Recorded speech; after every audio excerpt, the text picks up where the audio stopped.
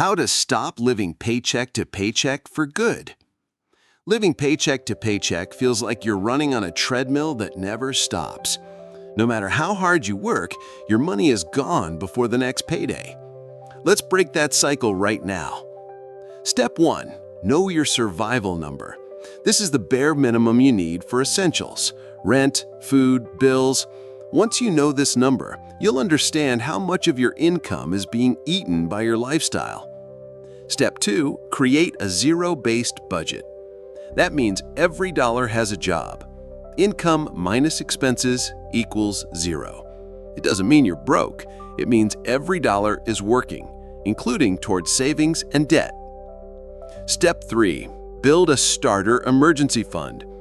Even just $300 can prevent a crisis from turning into a credit card disaster. Sell something, cut back for 1 month, get that buffer in place. Step 4. Cut or renegotiate non-essential bills. Cancel unused subscriptions.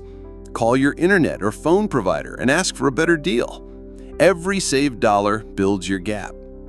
Step 5. Increase your income, even a little. This could be a weekend gig, freelancing, tutoring, or selling skills online. More income gives you breathing room and room to save.